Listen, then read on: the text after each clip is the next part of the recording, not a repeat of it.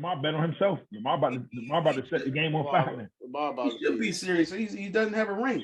Yeah. He's getting like 30, 32, 33, 32, 33. And they was arguing. I was listening to First Take. They was arguing that. They said Lamar's is probably the leading MVP candidate right now. Yeah, he what is. he's doing.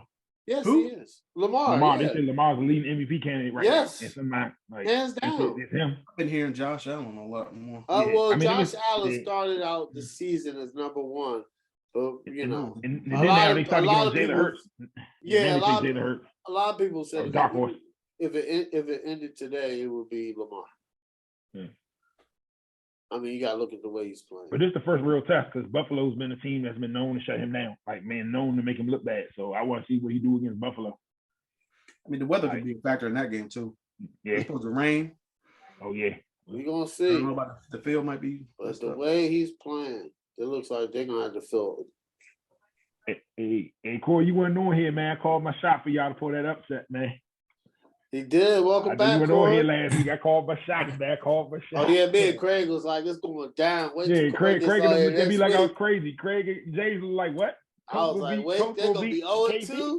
Yeah, you had more faith than I did. Yeah, that drink was. I was like, oh man. All right, anyway, let's get it. Actually, let's start off with Corey. We're gonna go into before we get into it. Actually, I'm gonna start off there. I want to do the recap for Corey because he wasn't here. So, guys, we're getting a new Pro Bowl. No more tackle. There's going to be a skill challenge, AFC versus NFC. It's going to be in Vegas. It's going to be a flag football game. Peyton Manning and his Omaha production companies will shape it and promote it. Here's the thing. I like it. I think that, I mean, you got to understand this. The players have stopped tackling years ago. This has been an issue. You might as well make it non-contact flag football. Now, I don't know any details if it is the actual players or is it, you know, how the NFL works with, it could be youth teams, but I agree with it. I like the skill challenge. I don't know if y'all remember this, but I'm showing my age. I bought this football game called NFL Quarterback Club that had the skill challenges for the quarterbacks. So this was on Sega. Craig, you had it. I know you had it. I could tell. Yeah, I could tell. So it was like you'll press the button to see how far they throw. They had the accuracy test. So it was, and actually it used to be like that. I enjoyed it when you could see how far, like who could really throw the farthest.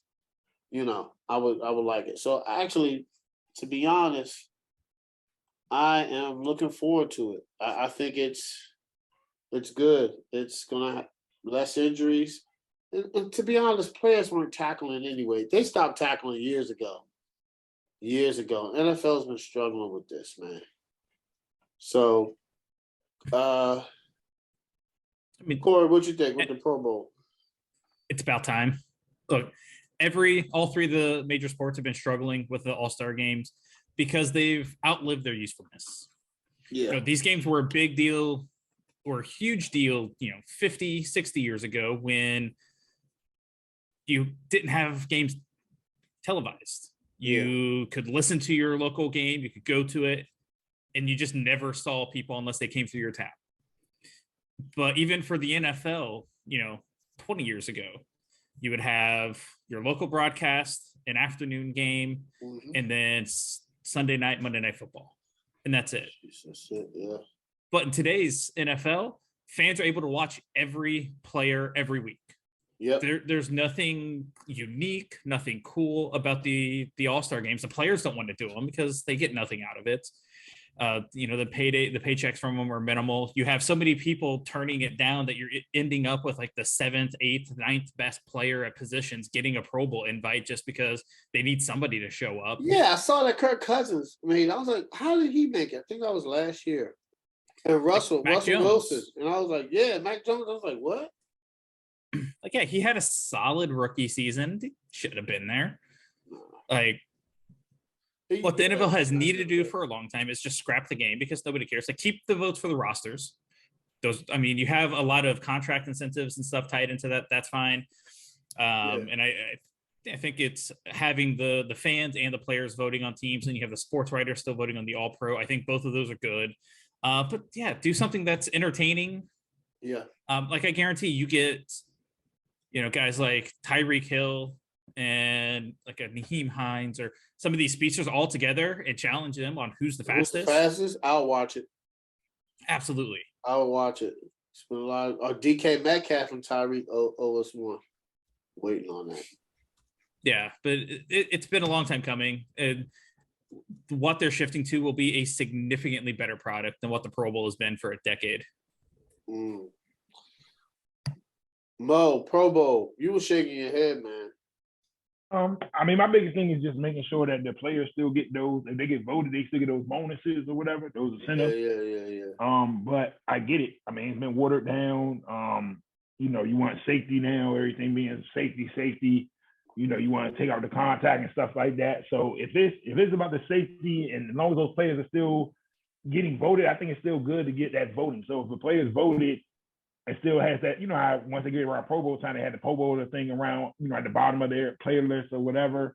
I think that's cool as long as they're still getting their incentives or whatnot. And if they don't want to go, then, if you get like a Tyreek Hill, you get like a Kyle Pitts or somebody else to come out there and play flag football, I think it would definitely be entertaining, see them out there jumping around, non-contact, it would be entertaining. So, I mean, I'm with it as long as the players are still getting those incentives to be voted into the Pro Bowl.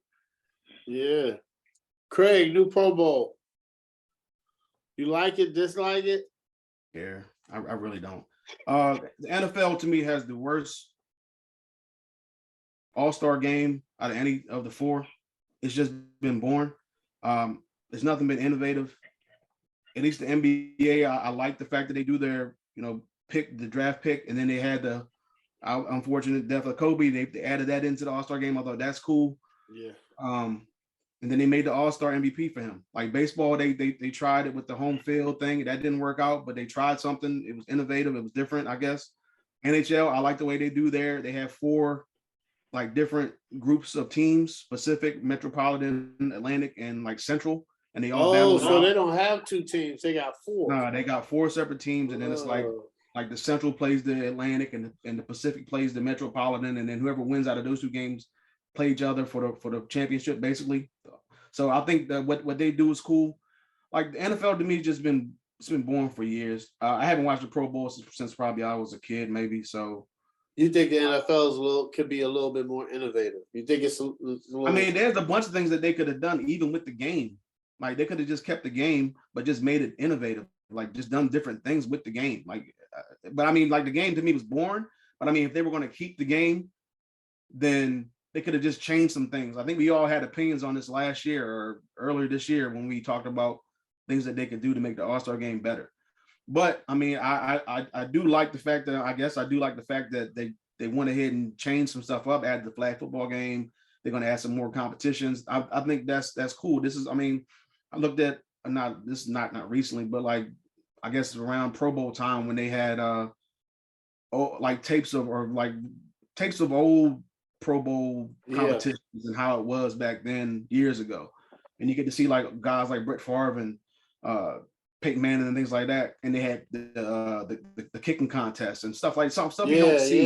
Yeah. At least you don't see it on TV. At least I haven't. So I think it's cool to have different stuff, but I mean, I really don't care. I'm going to watch it just because it's the first time they're trying something different. I don't care. It's the first time they're trying something different, so I'm going to see how it is and just watch it and take it in. But I do agree with Corey and Mo. Like the one thing I was thinking about is the guys who, as long as they still have the Pro Bowl votes, so that way guys can still have their contract incentives or bonuses or whatever it is. Like I'm cool with that, just to have that, and then you can go on with the flag football game and the fastest man or the most accurate quarterback, whatever you want to have. I'm cool. That's cool too. So it's like I said, anything's better than that Pro Bowl that they've had for I don't know how many years. I know they tried it. I will give them credit. They did try something one year, a couple of years when they had like Team Rice versus Team Irvin or something. Yeah. They tried that. I think they might have even had like draft picks or something like that versus just AFC versus NFC. So I do commend them for trying to do that. It's just not the same. I guess it's not the same because it's like, at least in NBA, you still have players playing each other, and like and it's not like NFL. You can't tackle you can't blitz either in Pro Bowl. So it's just a different animal, basically. Yeah, it's a different era. Like, so back in the day, they used to go full out. They used to go hard, tackle in the Pro Bowl. But the NFL is trying to be very injuries happen, right? And like Corey said, a lot of people weren't going to the Pro Bowl. You got like the 7th or 8th best quarterback. The Pro Bowl, and I can speak for myself, right? And all of us are around the same age. The Pro Bowl is an honor. You know what I'm saying? It's like, yo, he made the Pro Bowler. My team got like 4 Pro Bowlers. And they used to suit up and they used to go hard for the game. But I get it. Nowadays, NFL is a brutal sport. People are trying to be safe. And they stopped tackling. Like, the players stopped. Didn't Mac Jones run like a 70 yards last year? It didn't count, but yeah. Yeah. It's like, what? Nobody even tried to tackle him. That's how it is. So it's like, why not be a flag football game? There's no point to have a tackle no more, man. Guys nowadays, like, I'm not trying to get hurt. Back in the day, they used to go hard, But it's a different era now. But people trying to be safe. So hopefully they can build on this. Hopefully. So Corey, welcome back. Colts are 1-1-1. 1-1-1. Me and Craig was like, much needed win. Me and Craig were like, where's Corey? He got a tough who you got this week. But they came out now. See, this is why the Colts are. I guess this is why sometimes it's hard, because we saw this last year where you started out slow and then you beat the good teams. And you said that this year. You were like, we gotta win the first 2 weeks. So all right. All right, so week 3 recap. Tell how your feelings were. Which team, what stood out to you, upsets, teams that lost, your own team, because I know you want to speak on that. It's a big win. Yeah, I think it was a desperately needed win for Indianapolis after having 2 out of 3 games for them be just absolute debacles in Jacksonville. There were some fair questions of the coaching staff and the front office.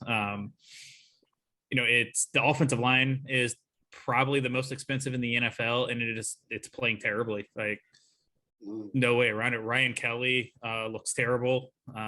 Braden Smith has not played well. Those 2 guys are 2 of the highest paid at their positions in the league. And the communication is awful. Matt Ryan's been around forever. He's not.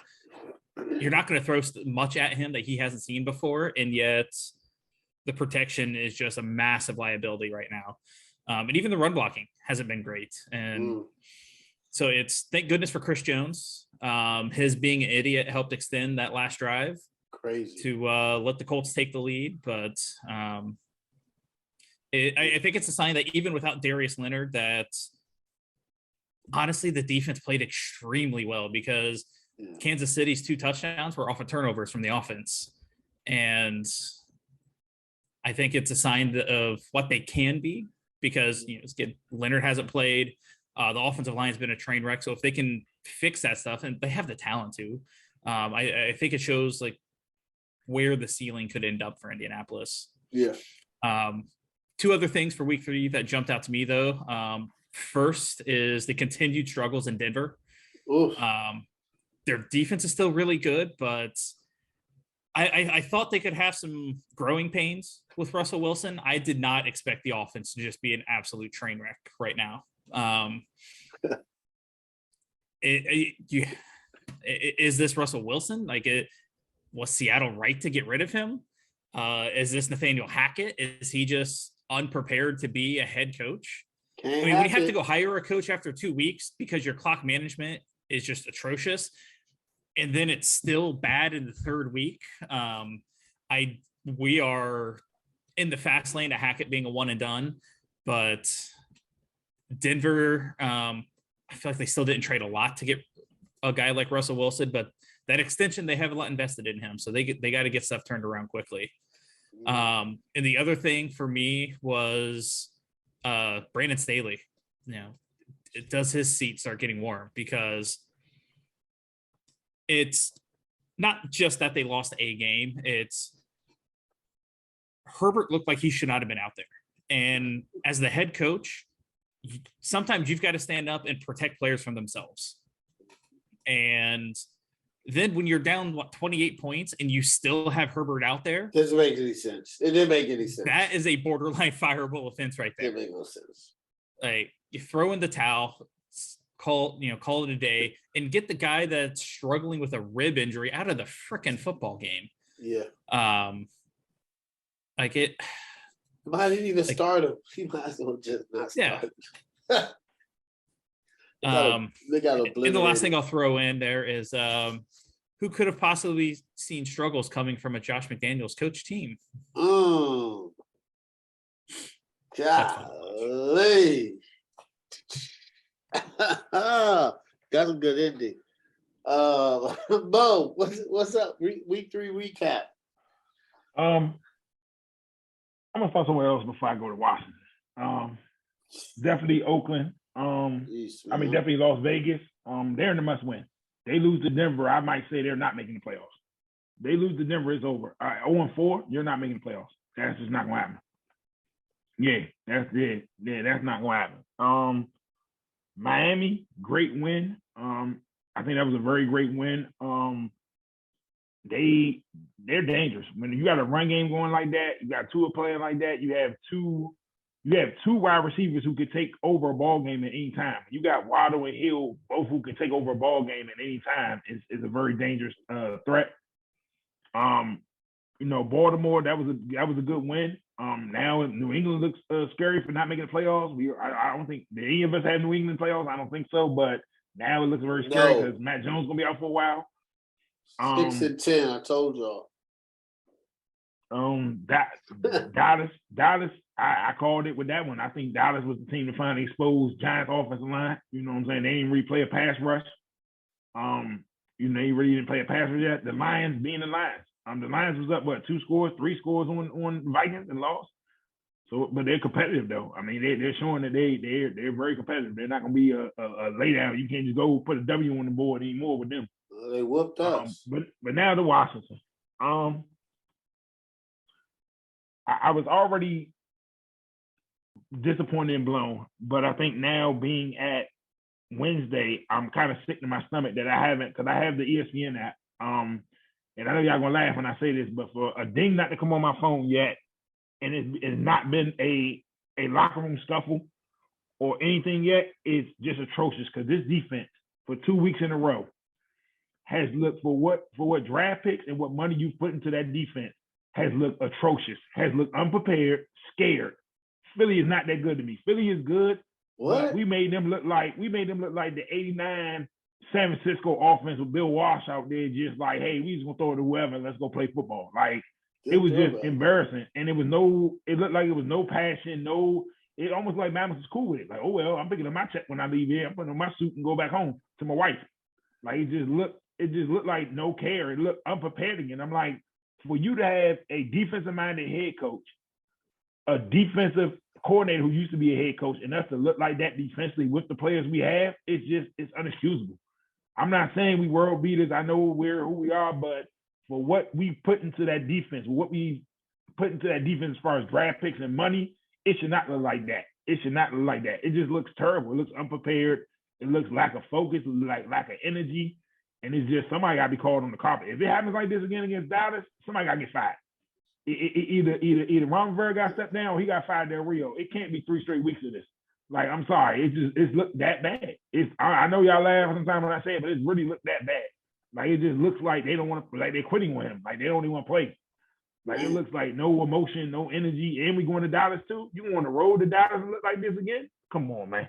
Some heads got to roll. Somebody got to take the fault.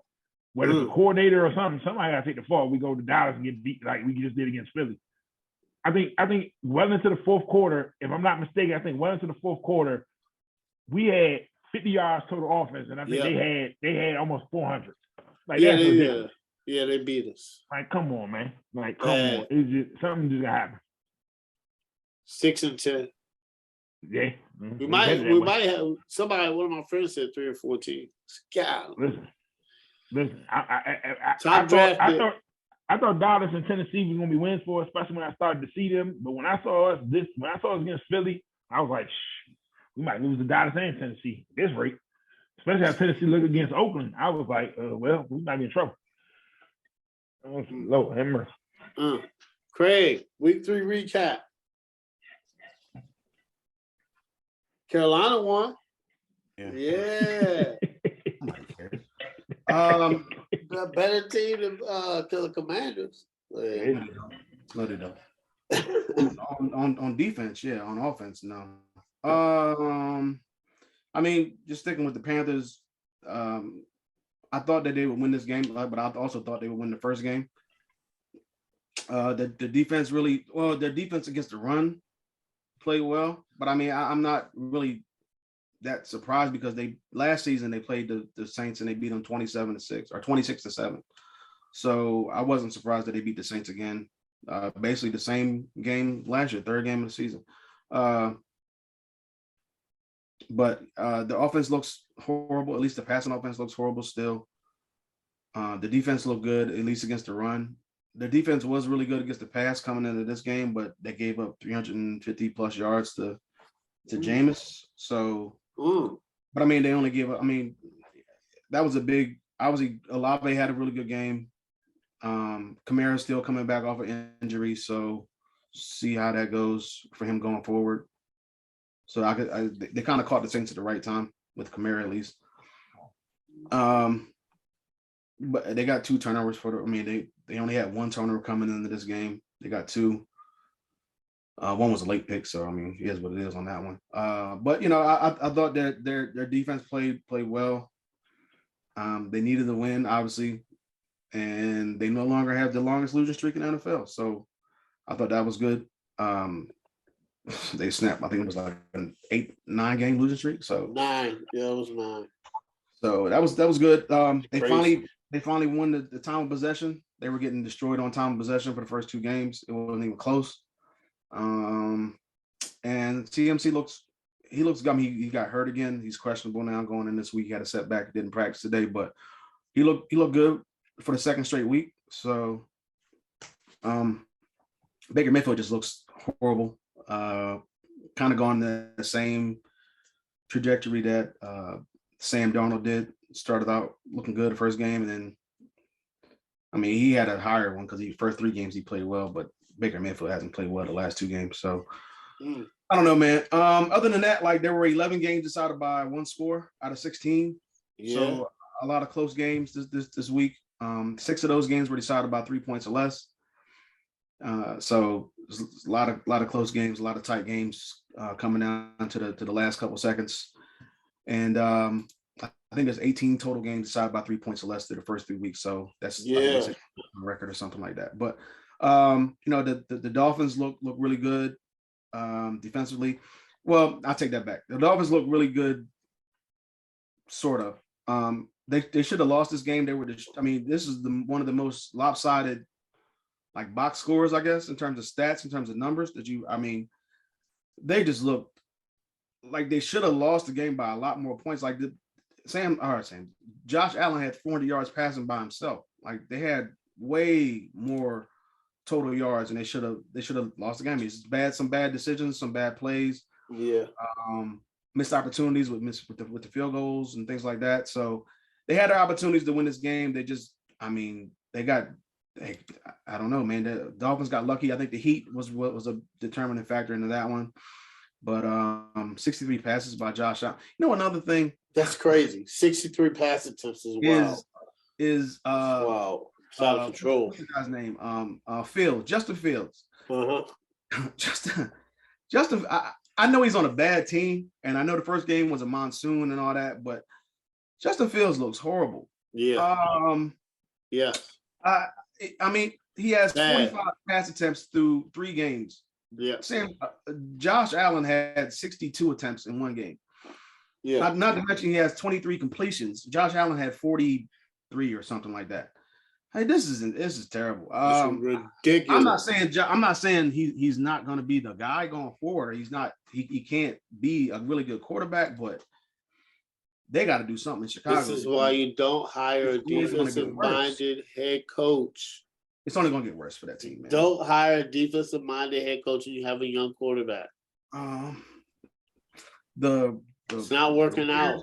The Raiders now have the longest losing streak in the NFL, which is good. I think. Who said the Raiders? Yeah, no. Yeah. Okay. Are they the only 0-3 team? Yeah, they're the only. I mean, the Texans are 0-2-1, but I mean, they're tied. Well, it might fall to the Texans. I'm not sure. I got to look back at the thing. But either way, I think it's they're the only 0-3 team. They are. I'm saying like the longest losing streak might fall. I'm not sure. Oh. Either way, the losing streak and winless streak would be different things, though. Yeah. But I mean, the Raiders have been in every single game. I think they lost all 3 games by a total of 13 points. So they're in the games. They just can't find a way to finish games. So I don't know. I mean, it seems like it's probably too late now because I mean they still have a tough road to go, and it doesn't look like they're going to be making the playoffs. I didn't have them in the playoffs anyway, but I thought they would be better than what they are at least. But yeah, I mean, it's just another good week of football. Like a lot of close games, a lot of good matchups. I didn't really want to watch that Packers Bucs games. I knew it was going to be nasty, and it turned out to be nasty. Yeah. Same 49ers Broncos. I knew it was going to be disgusting. Yep. I didn't. It's football, but man, I can only do so much of an 11-10, 14-12. So I mean, I'm just not a defensive guy. I like to see low baseball score type things going on. But you know, it's football, so you can't really complain too much at the end of the day. But I'm looking forward to another really good week. There's a London game coming up this week, so we'll see what happens there. And that just means I got to do my fantasy lineups early. So yeah, buddy. Whatever. Yeah. So, week 3 was very interesting. It was some great upsets. Some really good games. I'm really surprised the Buffalo Miami. Like Josh Allen, the way that they're using him is not sustainable. It's not. I don't think it is. Because they're doing, listen, he's a great quarterback. They're doing a lot with him. They're doing a lot. And like throwing the 63 passes, man. That's what, listen, shout out to Carolina. That's what they did with Cam Newton. Like, that's crazy. Baltimore should have paid him guaranteed money. Should have paid Lamar Jackson guaranteed money. The price tag is going up. I was listening to a podcast, and wait a minute, his name is coming to me. Albert Breer, Monday morning quarterback, said that it was one play. Lamar's not getting this credit, but he's developing more into a passer. He's getting better and better, and he doesn't even have an all-star receiver. He's looking off safeties. He's just, his Action Jackson, man. He's doing phenomenal, and Baltimore should have paid him, and they need to come out and be like, here's $260, because if he wins a playoff game, he stays healthy, they go deep in the playoffs or to the Super Bowl. or he wins another MVP, they're gonna have to pay him $300 million. I mean, because I think it was 250, but the price tag is gonna be high. And I don't think the owner wants to pay guaranteed money. But if you franchise them 2 years in a row, they're still guaranteed money. And then, as we see, if you franchise your quarterback, as a Commanders fan, you can say what you want about Kirk Cousins, we would still like to have him now. Right? The Cowboys, they had to end up paying Dak. What they should have paid him, and I told Cowboys fans this, I've said it multiple times. They should have paid Dak when Carson Wentz and Jared Goff got paid. They should have gave Dak $30 million a year. He would have been happy. They would have been happy. And you got to think, they paid Dak $30 million a year. They have all the players they want right now. They have a loaded roster. There's no cap. The cap space would have, quadrupled. And Dak would have signed a deal. He would have signed it for $30 million a year. Easy money. But the Ravens are gonna have to pay, man. The longer you wait, the more you pay. Chargers scare me. Brandon Staley scares me. I had reservations about him. And I picked him to go to the playoffs. We're about to get into that. But, I mean, I don't know. They have so much talent. So much talent. Now, they do have a lot of injuries. Rashawn Slater's gone for the year. Justin Herbert's hurt. Keenan Allen is out. I think Guyton, the other receiver, is gone for the year. But they had a slew of injuries. Joey Bosa's gone for the year. We just found that out today.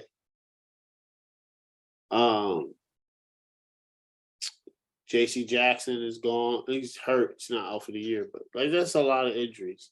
And I get it. Baltimore had the same injuries last year, but they weren't this bad. They look bad. They don't look like they're coached, and it looks like Staley's in over his head a little bit. Leaving Justin Herbert in the game, that's ridiculous. I wouldn't have started him. I would have started Chase Daniel and just told him to heal up. Injuries are a part of the game. The Saints, another team that, it's still early, but it's just like, come on, Jameis. Like, you're turning the ball over at a high clip. And, a lot of people picked the Saints to be good because they started off so good last year. And you didn't have the receivers you have this year. You got Michael Thomas back, who's playing good. You got Olave, you got Landry, you got Kamara, you got Ingram. You got Taysom Hill. So it's just like, come on, man. What are we doing here? Seems like Winston regressed. Now you wonder if Sean Payton was like, I'm going to leave for a year because I know in the NFL, you can't win without a starting quarterback. Because if Jameis was that guy, Payton would have stayed. But I think Payton's seen it. Like, nah, I'll wait. I'll wait a year, maybe two. Then I'll pull up on somebody because you can't win in the NFL without a quality starting quarterback. It's impossible. This isn't, the year of Trent Dilfers and Brad Johnsons where you have top 10 defenses and you can go win Super Bowls. That is done. And we'll never see that again. You got to have a quality starting quarterback and weapons. It just favors the offense too much. So those are the things. And the Colts. Corey, the Colts, man. Y'all did it again this year. Y'all did the same thing last year. Just hopefully y'all can finish strong this year. We're about to get into our picks next. So hopefully y'all could turn it around. Eagles, I was right. Am I sold on Jalen Hurts? People are saying, hey, Jalen Hurts is the guy. I might be wrong again. I will admit it.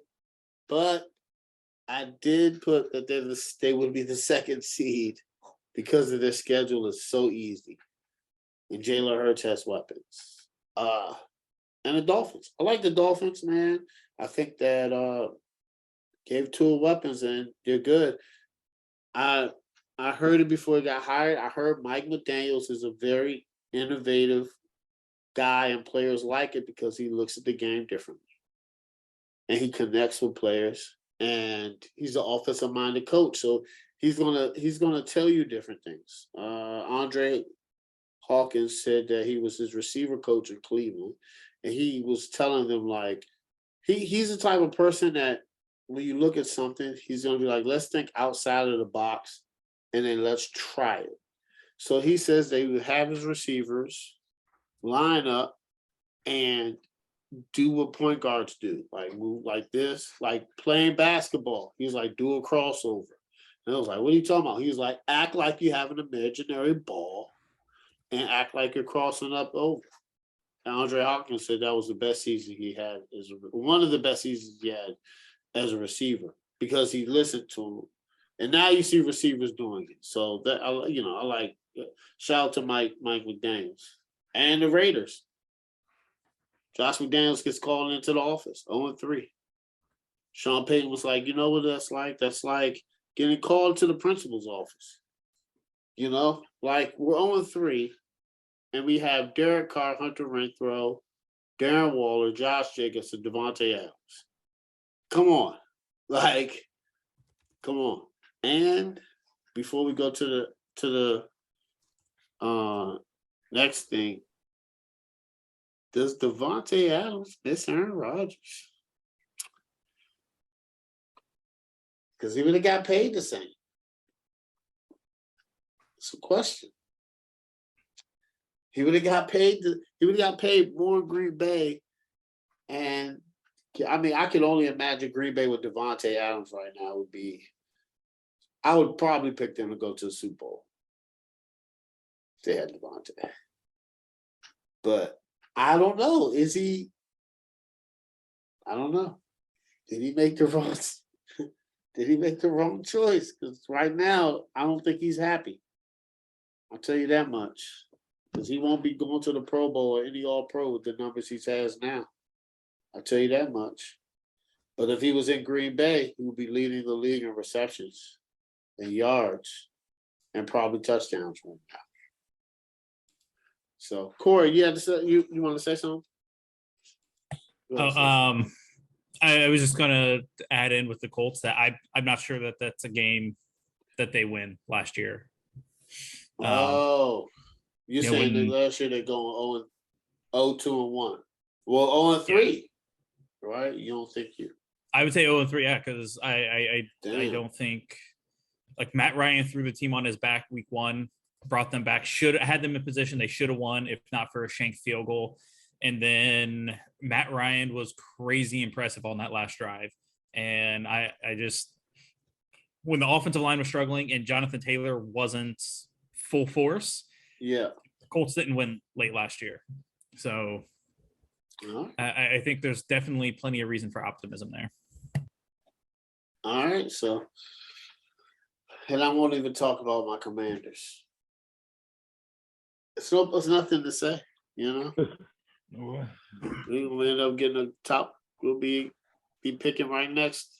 We'll be picking before Carolina next year draft. With the second pick, the Commanders choose. Hey, listen. Hey, listen. I'm about to say something real crazy. I'm looking at this schedule, and I'm just being real honest here and real funny about what I'm about to say. Go ahead. If we lose to Dallas, we're gonna lose to Dallas. If we lose to Tennessee, we might beat Tennessee. But if we lose to Chicago, we'll beat Chicago and Tennessee. I'm saying if we lose to Chicago, they might as well cancel Christmas and go ahead and fire this man, because your next three after that is going to be Green Bay, Indy, and Minnesota, and then Philly again. In Philly, I don't got us going 1-8. I said, yeah. I think we beat Tennessee and Chicago. Man, we can't lose to Dallas and Tennessee, or it's about to get real ugly real quick. It's about to If we lose to Dallas and Tennessee, then at that point it's about to go downhill. It's a tire fire. You've lost the locker room. Everything's going down. People are losing. I don't. This would be his Ron Rivera's third year. He hasn't won. Yeah. Like even when he won a division, one of the 7-9, he hasn't had a winning record. Yeah. So, all right. Now here it is, right? We're 3 weeks into the season.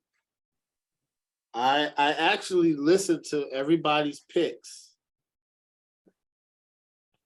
So we're gonna start off with Mo. Everybody picked the first, the NFC and AFC, the first 7 seeds, and who is winning the division. We're 3 weeks into the season, Mo. I'm gonna say your list. I know everybody sees it. You put Colts twice, so I'm guessing. I don't know if you. Oh no! It was Baltimore. You had Baltimore 4. Okay. So Mo, you got I'm gonna read off your list. Right. Tell me, is there anybody that you would move? Anybody that you think is still gonna finish there or finish above? Any surprises? I won't. Nothing striking me right now except for the Saints at 6. That's scaring me. And I would say the Raiders, of course, are scaring me. I won't change. I won't go into order unless we want to do that. You said the Raiders? Yeah, I won't go into order right now unless we want to do that. You didn't bet that in Vegas, did you? Yeah, I would take right now. I'm not going in order though. I'm just saying who I would take out and put in. I would right now take Las Vegas out and put Miami in. I'm not going over seeding right now. Let's not go into seeding. No, we're not going to seeding. I got you. I would take, but right now, if you tell me in the AFC who I would take out the Raiders and I'll put the Miami in there. I still feel comfortable with my division winners. Okay. Now, the one thing I will say is, if depending on the outcome of that Buffalo-Baltimore game, I might be inclined to put Baltimore at 2. Okay.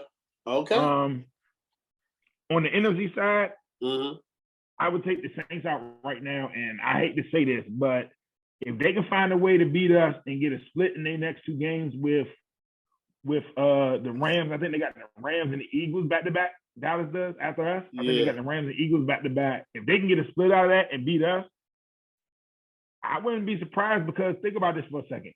Look at the pressure. If they come in there and Dak comes back to a Dallas team with a winning record or 2 or 3 games above 500, the pressure that's going to be on him, I think he would come out there blazing, because he's going to feel that pressure. And I could see them making the playoffs. I could see them getting in as a wild. I'm not saying win a game, but I can see them getting in one of the last 3 wild card spots. I like that. Craig. 3 weeks, man. I'm not changing the team. You're not changing nothing? No point. I mean, it's 3 weeks now. You come back to me in week 9, and I'm like, it's gonna be a quarterly thing. Just do a checking. You're not changing the Chargers to 2? I'm not changing the Chargers to 2. I'm not changing them right now. No, I'm not changing. I'm not going to bail on these teams after 3 weeks. I mean, the only team I would even think about bailing on would probably be the Saints and put the Cowboys in there. But that's smart. That's it. Other than that, like I'm not convinced. I mean, I'm not convinced. But I mean, I'm not gonna. I mean, I'm kind of iffy about the Chargers just because of all the injuries. Yeah. But I mean, I'm still sticking with the same 7 teams I got. I probably, if anything, I might. If it's not just those, if it's not just that, and I might just move the Dolphins up. Might even move the Eagles up. Yeah. No, I'm not moving the. Well, I would move I would think the Dolphins still going to be a wild card. I would probably move them from the 7, but move them up maybe a spot, because I don't think they're going to be higher than the Chiefs. Yeah. All right, man. You know what? This is dumb. Let me go. Let me. This is dumb. Let me move the Chargers out of the 2, put the Chiefs there. This is dumb. But the Dolphins, put the Dolphins at the 5. Move the Chiefs. Move the Chargers back to the 7. I'm keeping the Bengals where they at 6. Okay. Every other team stays the same. And the NFC, the Rams got to go. The Rams got to get out of that one spot. Let me move the Bucks up to 1. Yeah, I can see that. Let me get the Packers at 2. Oh no. Let me get the Eagles at 2. Yeah. Let me get the Rams 3, Packers 4. I don't know. The 49ers can stay where they at. The Vikings can stay where they at. Let me get the Cowboys swapping out with the Cowboys are swapping out with the Saints. This is too early, man. I don't like It's bailing. too early. It is early. It's early. That's the great thing to do it though. Yeah, at week 9, then I have a better observation. Man, week 9. What's going on? I might burn my list at week 9, man. Oh, week man. 9, we're gonna be like, man. I think the only really team that I'm not really liking is the Saints. Yeah. Yeah, that's fair. Mm-hmm. And I didn't. I mean, I thought the Cowboys. I think everybody had the Saints too. And now James hurt. Schedule. James hurt now. They held him out of practice today in London as they prepare, but now all of a sudden he's gonna practice on Thursday. It's a mess. He got those ribs and back. Yeah. Who they playing? Are they playing the Vikings too? Oh Lord. Yeah. That's gonna be a good game. Hey, I get an early NFL game. Yeah. 9:30. Yeah, I've been looking forward to them London joints. It gets me. All right, Corey. You sticking with it? I think in the NFC, obviously, I would swap in Philly to win the division. You said that too. Corey put this disclaimer when he said it. He was like, "Listen, I got Dallas, but it could be Philly." I was like, "This." Yeah. He was like, After "I'm not totally really confident." So I was like, "What?" He got us out on camera.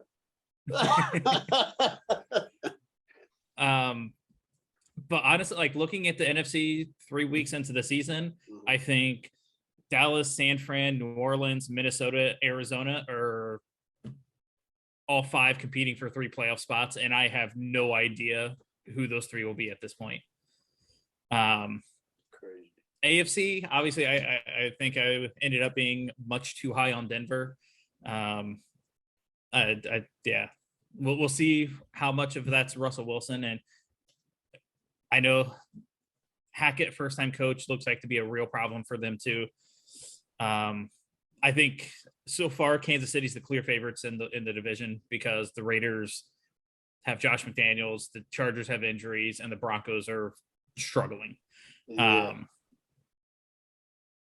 I think Baltimore probably wins the North, but I still think the Chargers have a good shot. I mean, if they were to give Herbert like 2 weeks to try to get healthy moving forward, I think they could still make the playoffs because they still have a really good team. I don't think Bosa's done for the year. He's on IR, but I think there's hope that he'll be back. Okay. But like, if Mac Jones misses time, like New England's not making a run in the AFC, maybe Tennessee, maybe Jacksonville with a bad enough schedule wins enough games to get in as a 7 seed or something. But I still think once you get 5-6 weeks of tape on what a competent coaching staff wants to do with Trevor Lawrence, defenses will be able to scheme against him. Yeah. Because last year's tape is useless because of Urban Meyer. I think Miami, there's a good chance that if Tua stays healthy, they make the playoffs this year. Yeah. I looked at my list and I was like, okay. I had the Bucks 1. I think they're gonna be 1. Their defense is really good. Had the Eagles 2. Soft schedule, man. And they got a good team. And if Jalen Hurts, I might be eating crow again. It's okay. I'm wrong. I'll be all right with that. The Saints. So this next team I'm about to pick it sounds really intriguing, and was calling people crazy that are high on this team, but it's too early to take the Saints out, but they're playing bad. And Jameis looks like he's regressed, but it could be the injuries, right? I mean, back and rib injuries are no joke. You know, I've never had bruised ribs, but I've known people that have had them, and they say they're difficult to breathe. Say, it hurts. It's like punching in your lung. That's what I heard. So, I would. All right, I'm going to say it on camera. I would replace the Saints with the Lions right now. Wow. That's Right- bold. Ooh, right so now. a bold prediction. Oh, man. Okay. Mo, you picked the Raiders, Mo. That's fair. Fair enough. Touche. I I don't think that was that bold at the beginning of the season, though. But now I'm talking about, like you said that now. I don't think that was bold. Yeah, man. Going with the Lions. I don't pay attention to Craig. I say crazy stuff all the time. He always gives me those looks, man. Don't worry about that. But he been doing that since I've known. Like, who is this You guy? gonna It's pick the crazy. Lions over the Cowboys with the schedule? Yes, I'm not a believer in the Cowboys. I'm not, yo. I don't think they're gonna make it. Okay. I still think they're not a good team. I think this is Jerry Jones and Michael Irvin's hype on TV. Michael Irvin's on ESPN every Monday. Come on, man. I don't. They beat the Giants, They beat the Bengals too. the Bengals, on a Super Bowl hangover. Maybe. Oh no. They had like 8 sacks. Anyway, AFC. I think I'm pretty good, even though with the Broncos. I think they're gonna be okay. It looks crazy right now. But I think that this is the time to look crazy, because when they get together and get familiar with each other and this offense is running, that's when I think they're gonna have a late season surge. I think that's why I picked the Broncos at the 5th seed. I think so. I think they still make it. The Chargers. It's injuries, man. Injuries and coaching. Same with the Saints. Ain't that funny? Late season surge. Who got surgery? No, you said they're gonna have a late season surge. Yeah, the Broncos. Yeah, At the Ravens versus the Chiefs versus the Cardinals, at the Rams, at the Chiefs versus the Chargers. Yeah. Okay. I got the you. defense is like that. Okay. I see the late season surge right there. I got you. Yeah, they make the playoffs. I'm telling you, their defense is really good. They just got to get their offense quicker. Okay. I think so. I'm telling you. All right, so the Chargers injuries, coaching. For the AFC, what team would I would probably. I got the Dolphins in there at 7. I think they'll be there. They might be the 5th seed. I got the Dolphins. But if I had to replace one, I would. I'm not going to go to any AFC East team. No AFC West team. I probably, to be honest, I would probably put the Bengals. Even though they started 0-2, I think they could put things together. They have the best shot to me, even though I think they're not going to make it because of Super Bowl hangover. I don't think they're that bad though. So if the Chargers are dealing with injuries and there's an opening, or Cleveland, shout out to Jacoby Brissett. He's playing good, right? I mean, but he's not playing all-star caliber, but they listen. They should have beat the Jets. They should be 3-0. So I gotta give. And listen, I gotta give offense Brissett credit where it's due. to- You say you take offense to what? No, I took offense to the fact that when they were talking about the Steelers right after that game, they put it all on the fact that it's time for a quarterback change. Like they kind of put it all on Mitchell Trubisky, like, oh, it's time to go to West End. But I watched that game. Jacoby Brissett was looking like an all-pro out there. Like he might be MVP candidate. He was out there shredding Pittsburgh alive. Yeah, like it wasn't like Pittsburgh defense came out there looking like world beaters. Like they were running that thing and throwing it at will. Like they was going up and down the field in Pittsburgh. So let's not make it seem like a straight quarterback play. Like I just didn't like how the next day all the media, all the podcasts, all the stuff was like, oh, it's time to go to the rookie. It's time to go to Pickett. As if this defense was world beaters or something like that. And like the defense is keeping them in the game. Like it wasn't that. Like the defense was rarely getting stopped. Like Cleveland was moving the ball at will. It wasn't like they was getting stops and then the offense just couldn't do anything with it. The defense was getting torn to shreds. Go ahead, Corey. I was just going to say, I would maybe pump the brakes on Jacoby. He is a fine quarterback. That is yeah. Good backup, man. That's but let's remember 2019. After 5 weeks, Colts beat the Chiefs Sunday Night Football. Yeah. Peter King came out, threw out Jacoby's name for MVP consideration. They went downhill.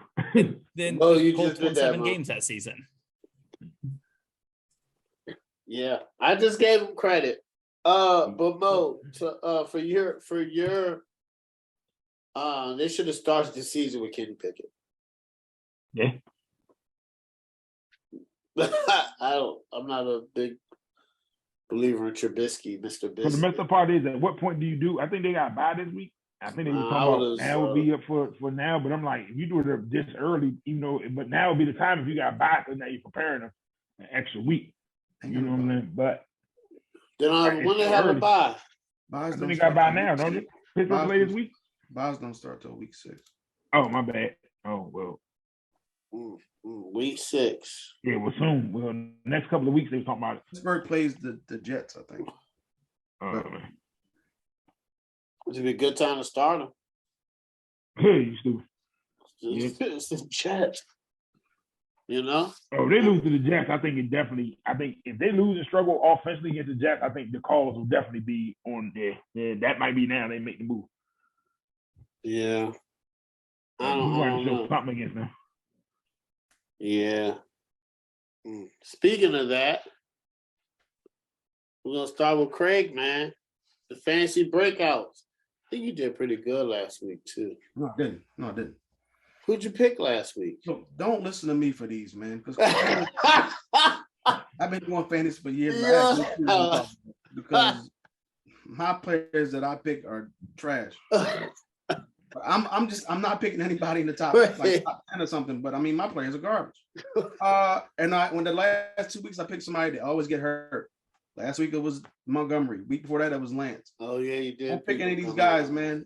They're not gonna get hurt. It's not gonna happen. Quarterback, I don't even know why I picked them because I forgot they were playing in London. But I mean, I just checked the weather not too long ago. It's supposed to be in the 60s and might rain. Oh, I picked Jameis just because I think Jameis is going to throw the ball a lot. I would assume they're going to be passing a lot.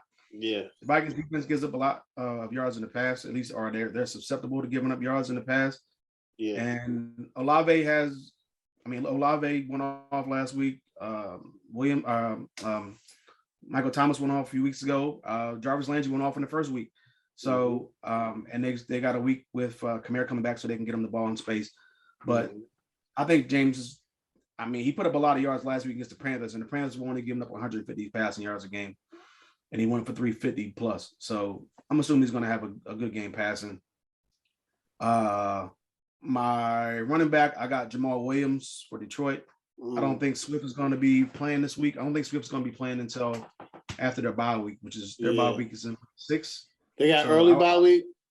Week 6, yeah. I don't expect to see Swift back until week 7. So for that, I'm going Jamal Williams. I think last week he had 20 carries, like 87 yards and 2 touchdowns. This week they play the Seahawks, so I can see them relying on him to run the ball. And I think he'll have a really good game. My wide receivers, I couldn't pick one because I think both of them are going to have potential to have a good game.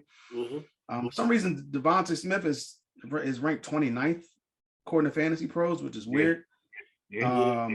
And they're playing the Jaguars, so I'm not understanding that. Maybe the weather will be a factor because they're playing them at home and it could rain.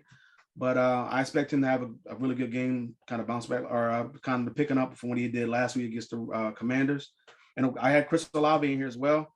And once again, the weather could be a factor. They're playing in London. Early start. Well, not early start. I guess it's like 5 hour difference but I don't know. Sometimes it seems like teams when they go over there, they don't have good games or players don't have good games. But I'm hoping that Olave can have a good one. For some reason, he's ranked number 32, which is weird again.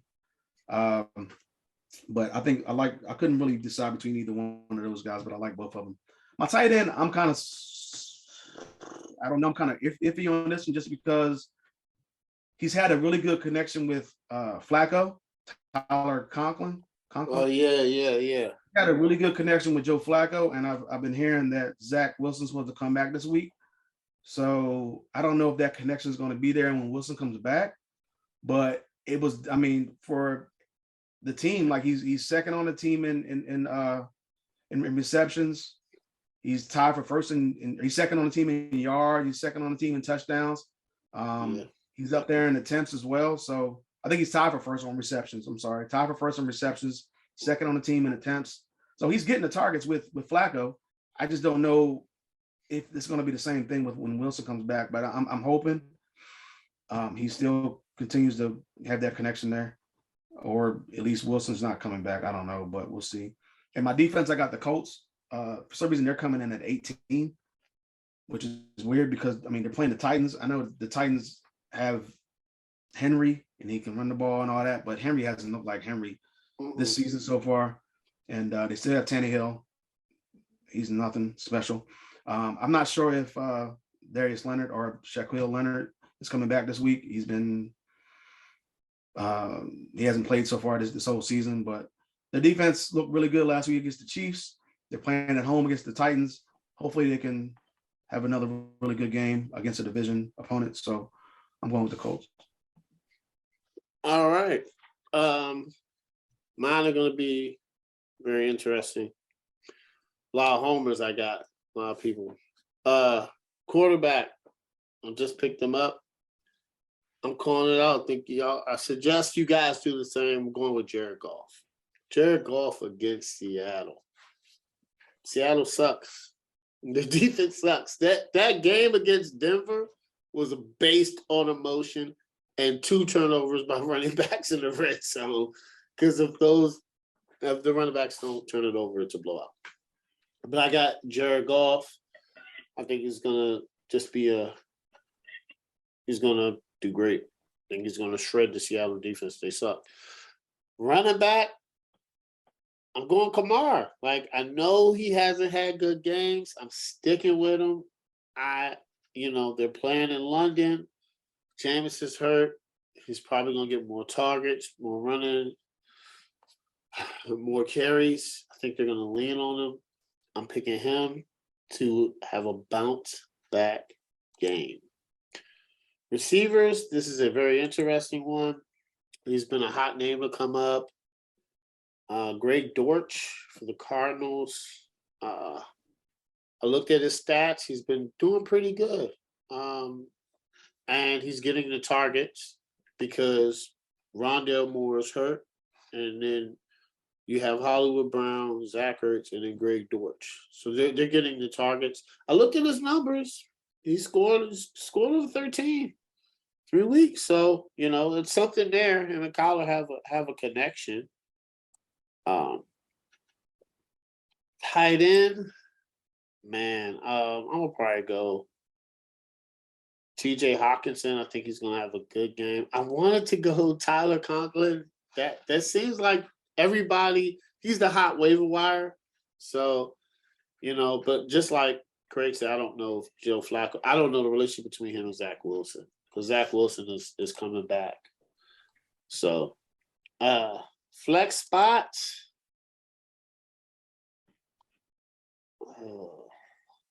Flex spot. I'm gonna go CeeDee Lamb against Washington. CeeDee Lamb is ranked like 14th. And I was thinking about this, and I was like, and I was like, our defense looks really bad, and receivers always shred us. So I think CeeDee Lamb is going to have a big game. So whoever has him, start him. Start him against the Commanders. Defense, this is a very interesting one. Craig, I originally, I think I'm going to change it up, but I think I would go with the Giants just because of what you said with Justin Fields. And the Giants defense is better than last year. And I think they were going to give Justin Herbert fits. I mean, if you look at not Justin Herbert, Justin Fields. They could get Justin Herbert fits too. It's back, right? So, but with Justin Fields, he's not passing the ball. He doesn't have command of the offense. And so if you think about it, you put 9 people in the box against them. Jeez, man. So I'm gonna go with the Giants. I had the Giants, and they were 11th. They were 11th on Monday, and then today they're sitting at 8th. So I was okay, yeah. So I got the Steelers, but I don't know about that. Something tells me they miss TJ too much. Let's see. All right, Corey.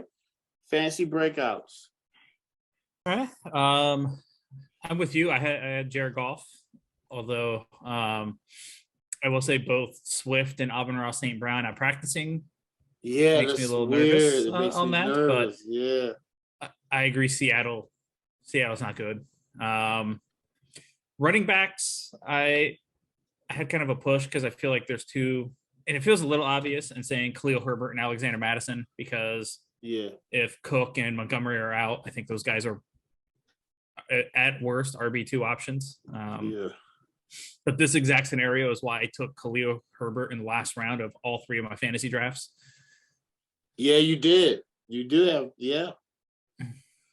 I would say tight end, David Njoku. He got 10 targets from Jacoby last week. Jacoby, he's a guy that just doesn't push the ball down the field with any consistency. So he's going to check it down to his tight ends and running backs. So I think he will be a good option as long as he's healthy and as long as Jacoby Brissett's under center. And defensively, Indianapolis. Grover Stewart is playing at a all-pro level when it comes to run defense. Yeah. He is wrecking opposing teams against the run. DeForest Buckner's had a bit of a slow start to the season, but Grover has helped pick up the slack there. Even without Leonard, I think the Colts defense is poised to have a pretty solid game. If they could shut down Derrick Henry and force Tannehill to have to win the game on his own. Yeah. I will also throw out a potential stash down the line of Alec Pierce, rookie wide receiver for the Colts. Okay. Look at a stat line from Sunday. It was 3 for 61, I believe. Nothing too crazy. But 2 of those receptions were massive plays in the game. His first one of the day, Colts were 2nd and 10 at the 1-yard line. Matt Ryan floated a ball down the sideline, and Pierce went over top of the cornerback for a 30-yard gain, get them out of the shadow of their own goalposts. And then on the final drive, Alec Pierce caught a ball that got him inside the 20. It was the second to last play before the touchdown. So Pierce missed last week with a concussion. And I think those plays there show that Matt Ryan has trust in him.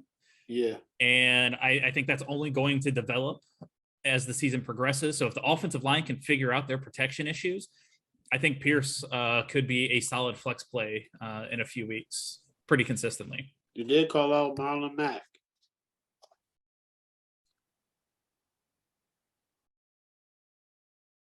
Okay, Mo, you ready? Yep. All right. Quarterback. I'm gonna take Russell. I mean, he's. I just clicked on this. I think he's 19th on some fantasy rank. 19th ranked quarterback fantasy wise. You said who? Russell Wilson. What? The Russell Wilson. Mo. Yeah. No, don't start him. Wait a minute. I'm talking about. I'm not talking about starting. I'm talking about breaking out against Oakland because he's playing Las Vegas and they look terrible right now. Guys, don't do it. I'm benching Russell Wilson. I'm sorry. So, running back wise, I think because of what you're going to do, I can see Cam Akers. I can see Jonathan. I can see Jonathan Williams for Denver, the running back out of North Carolina. Mm-hmm. Wide receivers, I'm gonna take CD. I'm gonna take CD, and I'm gonna take Curtis Samuels. I think we got to give him the ball in screens. We got to figure a way to get him the ball against Dallas. We can't hold the ball too long. We got to figure a way to get him the ball quick. I'm gonna let him work or put him into motion. Do what we did against Jacksonville. I don't understand why the last 2 weeks we stopped doing what we did against Jacksonville. But hey, that's neither here nor there. Tight end wise, I'm gonna go Kyle Pitts. I think he had a pretty good week last week, but I think he's outside the top 10. So I can see him against Cleveland. I can see them using him. Also, I can see the tight end from Pittsburgh. I know I said this last week, but they didn't really throw to him until the last 2 series of the game. I was watching the game and they didn't start throwing to him until like the last 2 series. Defensive wise, I think Pittsburgh is going to come out with a chip on their shoulder. I think after last week losing to Cleveland, and I think knowing what's going on with the quarterback battle, I can see them being a proud unit and saying, hey, it starts with us. So I can see them dominating against, especially if they're going to bring back Zach Wilson. That's going to be his first game back. I can see them, going to hunt. You know what I'm saying? Okay, let's welcome back. Let's welcome him back. Okay. All right.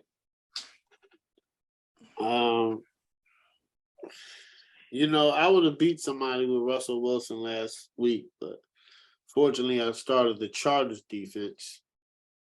Oh man. Yeah, old man is right. Oh man. I beat somebody with having Cooper Rush and I started quarterback. He gave me just enough points. I beat him by like a 0.5 or something like that. And I had Cooper Rush. I need Cooper Rush to do something decent to beat him. -6 points. I might as well just not start a defense. I would have won the game. I thought about that. I was like, if I didn't start anybody, I would have won the game. Very tough, man. That was crazy. And everybody was like, oh, they got a good matchup with Jacksonville. And I was like, yay. I saw the score. I was like, what's going on? Anyway, all right, guys. This is, oh, man. This is my favorite subject of the night. The reason is this, why I love Who You Got. Because it's always an upset. And then last week, hold on, wait. Last week, the games I picked was ridiculous stuff. The Bucs versus Packers were bad. And who else did I pick, Craig, that was bad last week? It was somebody else. Denver and San Francisco. Denver and San Francisco was a bad one. I think these games is going to be good.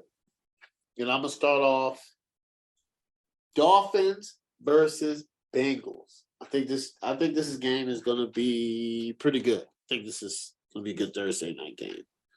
I'm not going to lie. Shout out Thursday Night Football. They've been took them a second, but their matchups are damn good. Damn good. Bezos is getting his $1 billion worth. He is. It's only going up. Coaching. I gotta give it to Zach Taylor only because I like Mike McDaniels more. But I gotta give it to Zach Taylor because it's a fact that he went to the Super Bowl last year. And to go to the Super Bowl, you gotta do it. You gotta be able to coach, So I like it. I don't know if I'm gonna be saying the same thing next year if these teams play. It might be Mike McDaniels. It might be Mike McDaniels better than Zach Taylor. I believe it will be. I think Mike McDaniels is a good coach. So I'm gonna give the edge and a slight edge to the Bengals, almost like a default. The offense, I mean, the Bengals offense, it started out slow. And the Bengals offense probably has a better quarterback. Maybe their receiver core is good with Jamar Chase, Joe Mixon. But I got to give it to the Dolphins, man. It's just the offense is just playing better right now. Tyreek Hill, Jalen Waddle. Do y'all know they're the top 3 leading receivers with yards in the NFL right now? So first is Stephon Diggs, then it's Jalen Waddle, and then it's Tyreek Hill. So I gotta give them to have a better offense than the Bengals. And right now, the Super Bowl hangover, Joe Burrow got surgery. Shout out to Joe Burrow. He is on the Volume podcast every week to give his insights. I missed this past week, but he said that the surgery, kind of slowed him up a little bit. Offensive line issues, they didn't really click in camp. So, defense, I probably will go with the Bengals. I think they have a better defense than the Dolphins. I don't know, man. The Dolphins, the Ravens like obliterate them, but that's Lamar Jackson, right? So, I think Miami probably has better athletes, but I just think the Bengals might have probably a better defense. So overall, I think this is going to be a really good game, and whoever wins this, I think it doesn't have playoff implications or seeding implications. It could have a tiebreaker. I think this is going to be a good game, and I'll go with the Bengals. I think the Bengals are going to beat the Dolphins, and I think it's going to be high scoring. I want to say high flying, but that doesn't make sense. It's going to be high scoring, high flying. So I got the score 35-31 Bengals. It's going to be high scoring, man. Shout out everybody. Fantasy start everybody. Corey, Dolphins versus Bengals. Who you got? All right, for coach, I was gonna give it a push because I like Mike McDaniel. I think he's a better coach, but Taylor did just appear in a Super Bowl, so it's really hard to discredit that. Slightly. But screw it, I'm gonna say McDaniel. Yeah. He's been impressive already. He's got the Dolphins playing a lot better than I think anybody thought they would this fast. And it's a very small sample size. Things could go off the deep end very quickly for him still, but I'm gonna say McDaniel. I like it, Corey. I like it.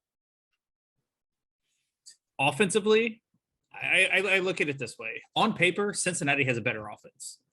They've got a better quarterback, a better line, a better all-around receiving core, and a better running back.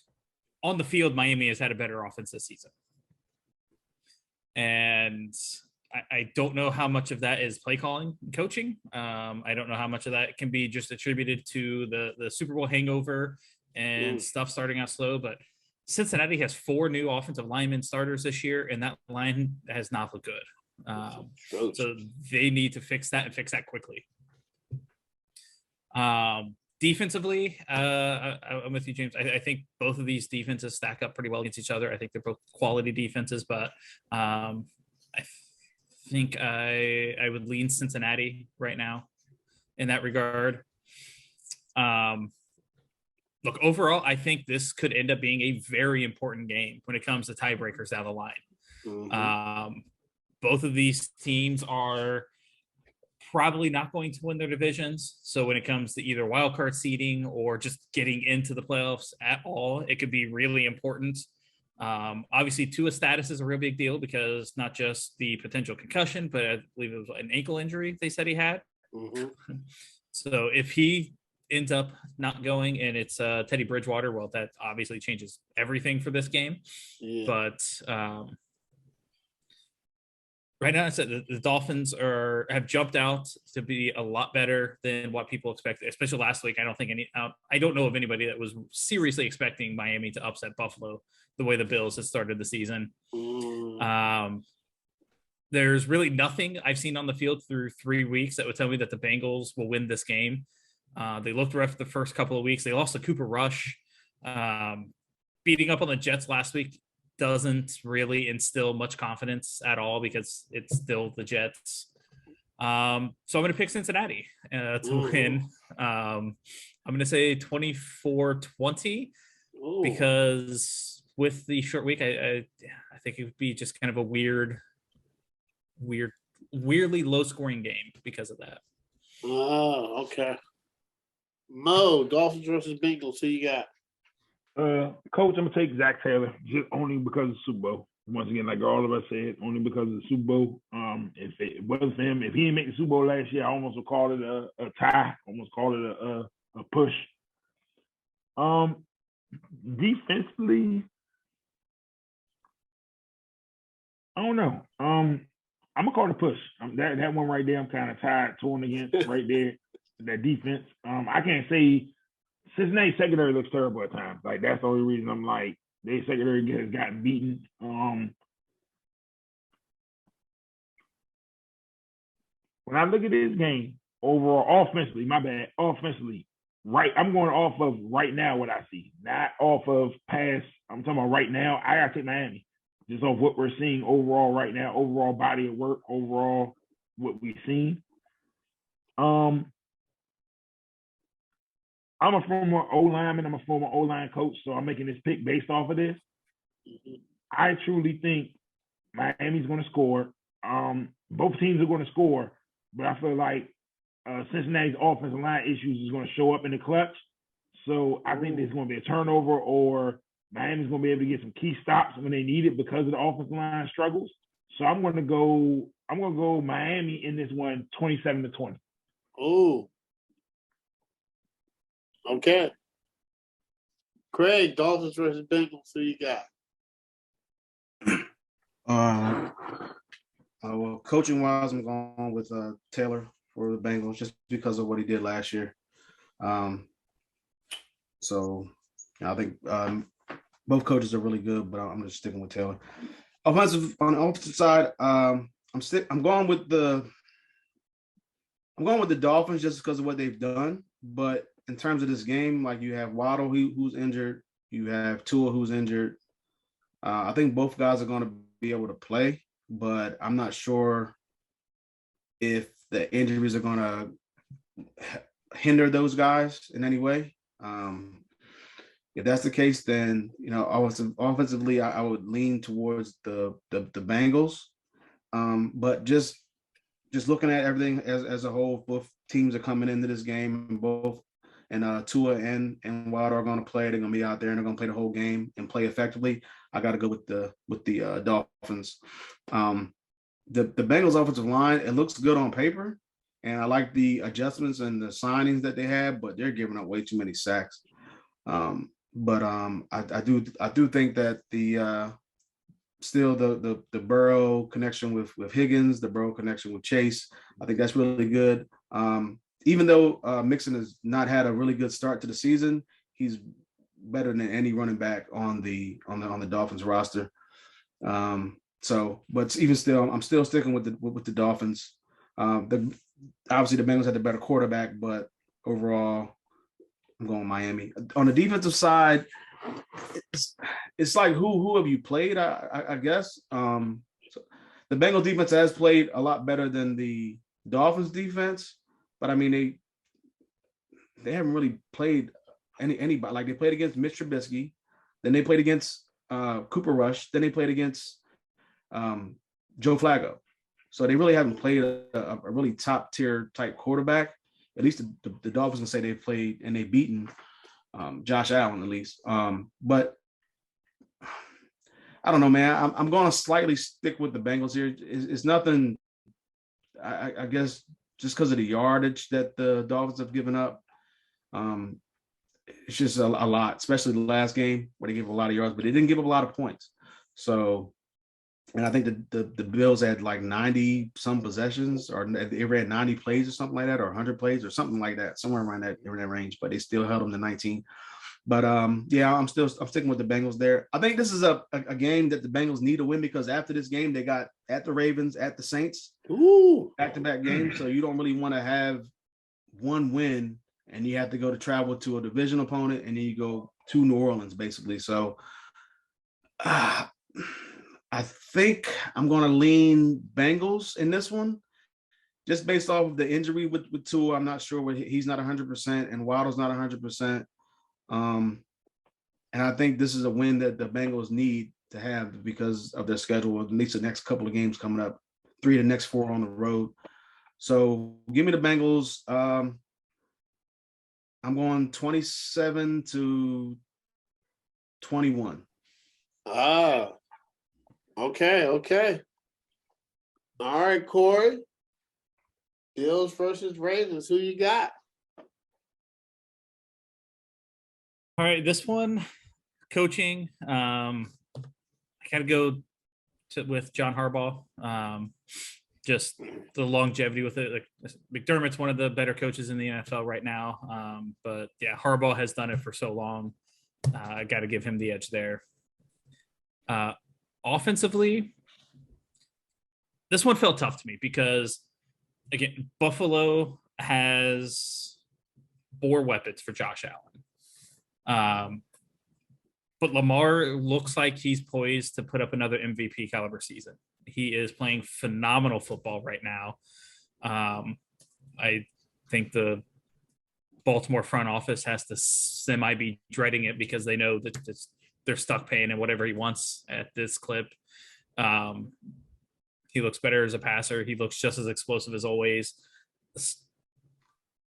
And Rashad Bateman looks like what I think all of us were kind of hoping he would be able to do some as a rookie. He's starting to do that on the field now. If you can't tell, I went back and forth on this for a while today. I'm just going to settle on Buffalo because the all-around talent, and Josh Allen is playing very well in his own right, but I don't want to discount what Lamar has done so far this year.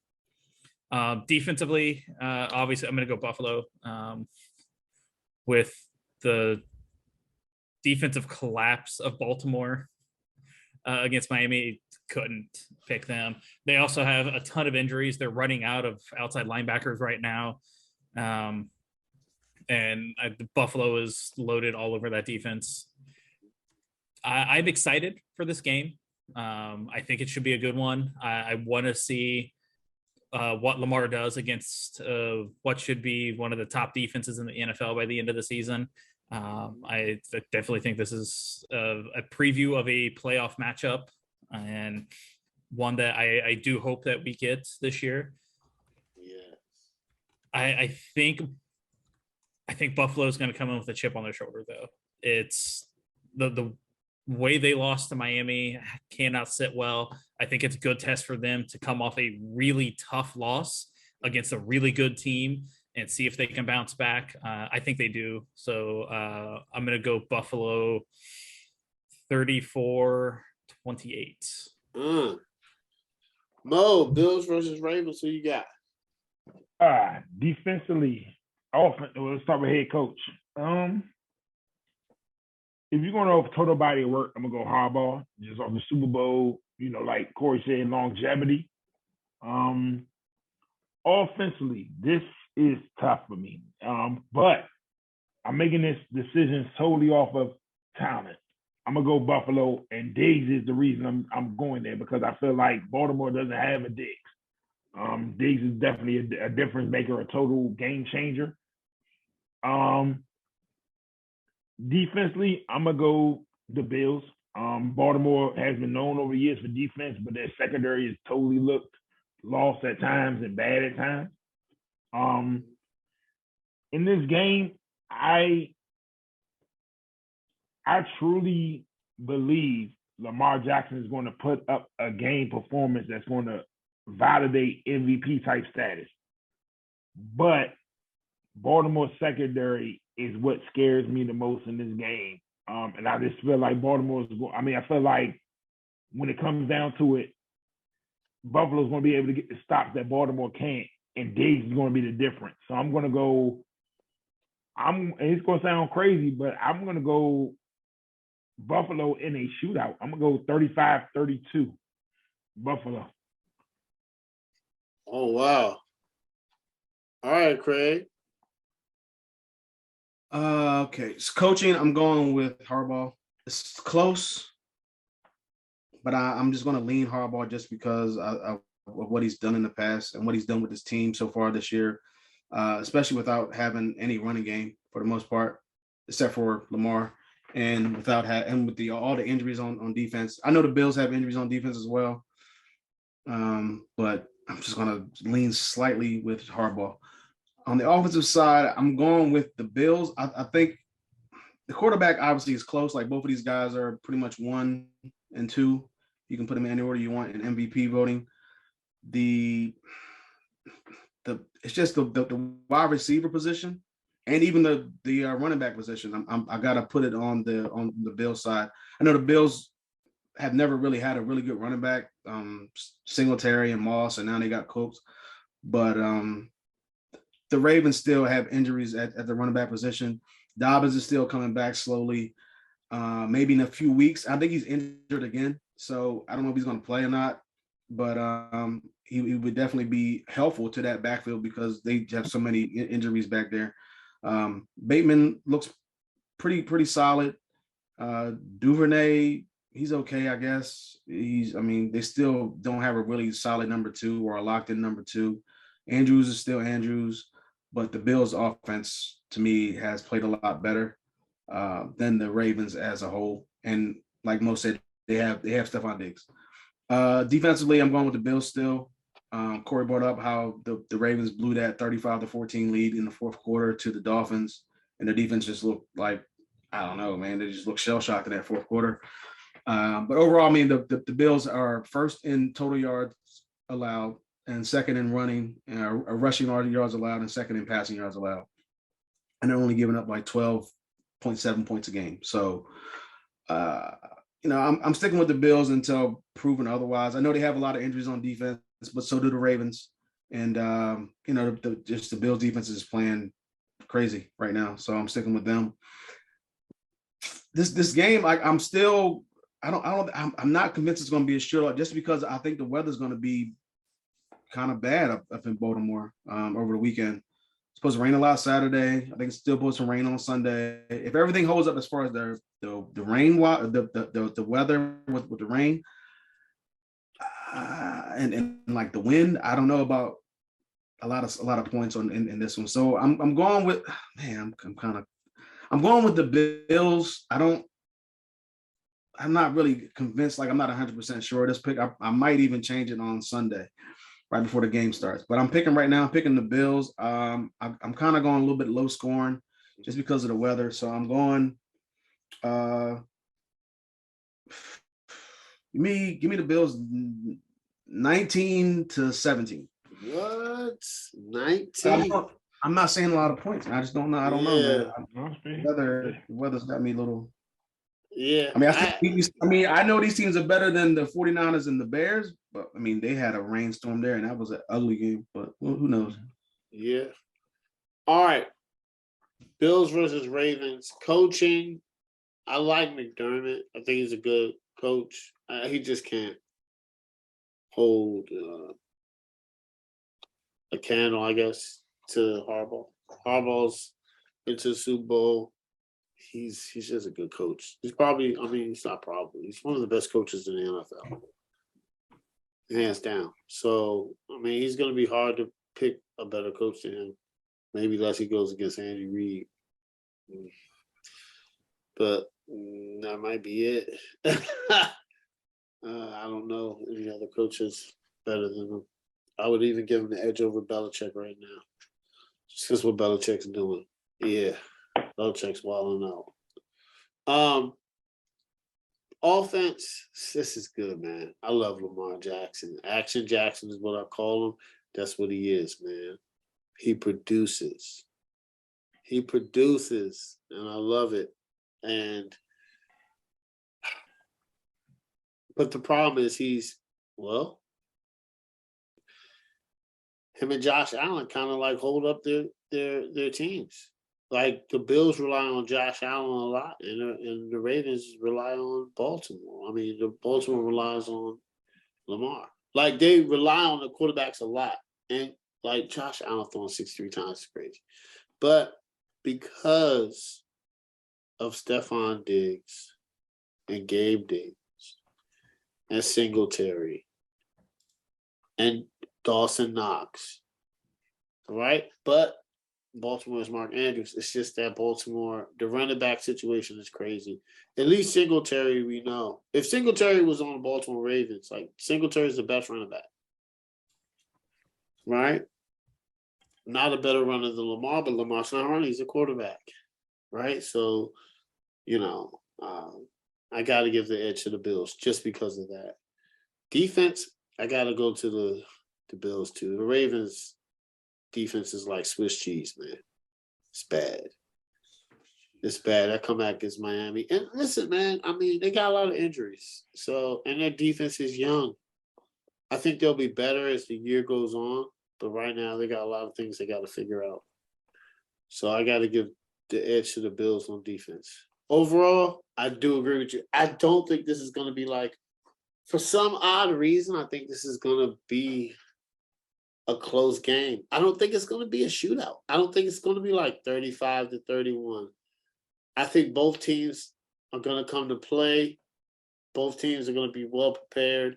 It's going to be a really good NFL game.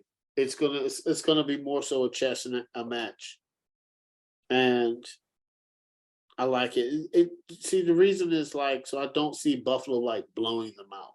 I don't see it being like 34-20 because Lamar Jackson. I think he's gonna keep them in the game. I think it's gonna. I agree with Craig. I'm not gonna pick 19, but I think it's gonna be a low scoring game, 24-21. Which is low scoring nowadays. And I got to go with the Bills. I just think their defense edges out the Ravens. All right, Mo. Chiefs versus Bucks. Rematch. It's the rematch, man. Of course, Coach Andy Reid. I mean, no disrespect to Todd Bowles, but Andy Reid. Offensively, I'm going to take Kansas City. If I don't know Mike Evans' status, I don't know Godwin's status. If Godwin and Mike Evans was playing, I would take Tampa Bay. Evans is back. You said Evans is back? Yeah, Evans is back. Yeah. He only got one game, bro. Hey, I still gotta see him. Like this, yeah. I still go Kansas City right now. Defensively, I'm gonna go Tampa. Defensively, I'll go Tampa. This is a tough one. I think Brady's going. I just can't. Both teams are coming off of tough losses, close losses, devastating losses. This is tough for me, man. This is a tough one here, man. It's gonna be a good one. I think it's gonna be a good one.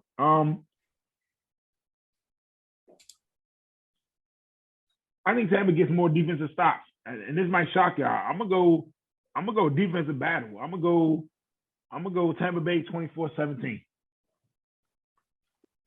Tampa Bay. Okay. Craig, Chiefs versus Bucks. Who you got? Coach, I got Andy Reid.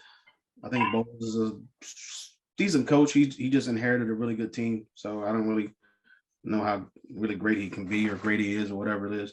But Andy Reid as a coach is way better to me. On the offensive side, it's going to be tough because I know Mike Evans is back.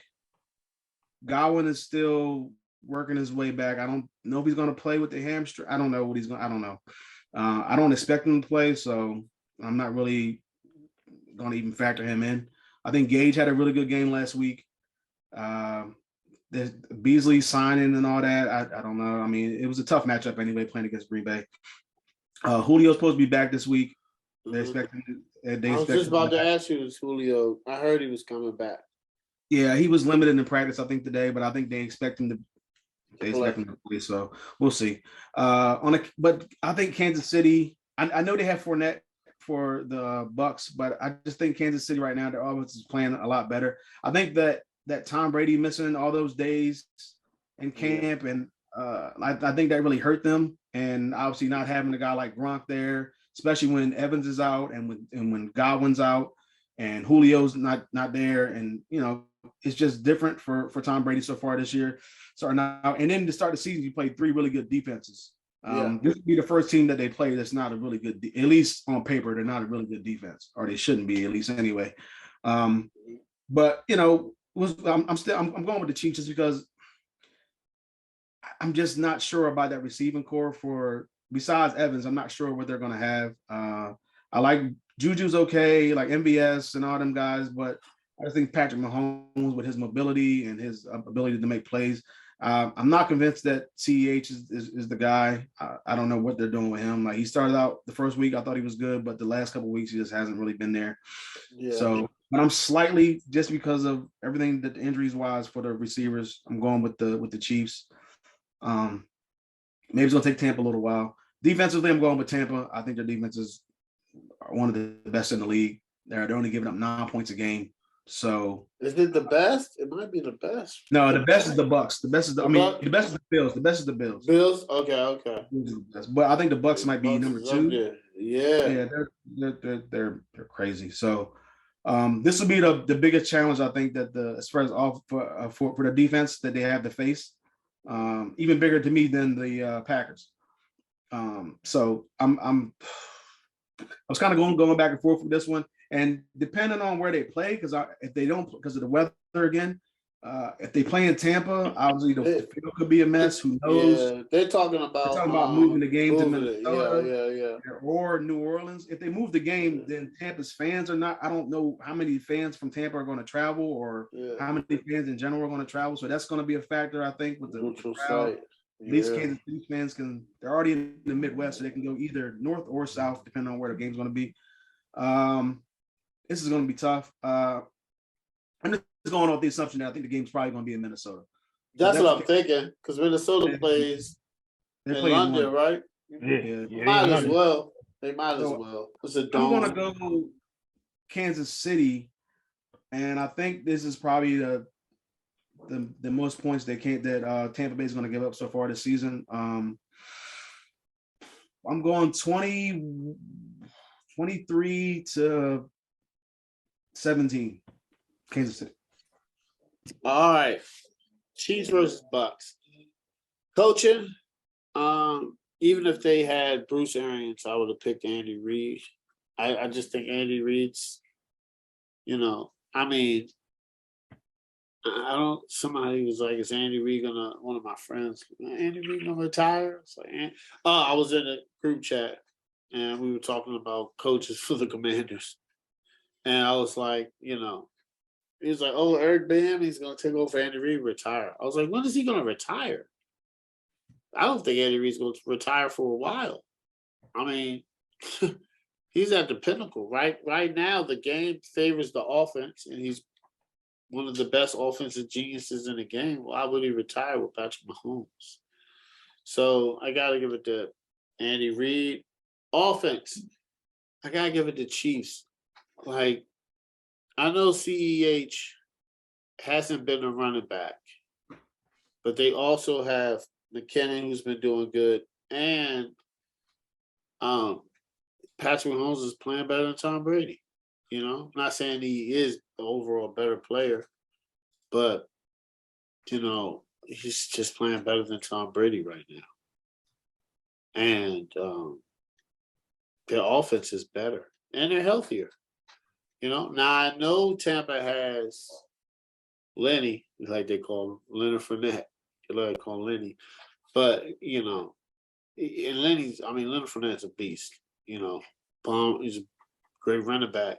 They have Mike Evans, but who else do they have? They're missing Godwin. I love Julio, but he gets hurt a lot. So I got to give the offensive edge to the Chiefs. Defensive edge, Bucks hands down, one of the best defenses in the league. Not even surprising. We said it when we were doing a training camp breakdown. We was like, this defense is going to be a beast. You know, as the offense tries to, and this is the good thing about having a great defense, because the offense is being really slow right now. Because the defense is so good, it gives the offense the time to get healthy, and they're still going to win the games. They're just not going to win this game. I have the Chiefs winning. And I just think the Chiefs are healthier right now. They have a better O-line than the last time they played each other. And it's going to be in a neutral site. For instance, if it's at Minnesota, Chiefs fans travel. So it might kind of be like a home field game for the Chiefs.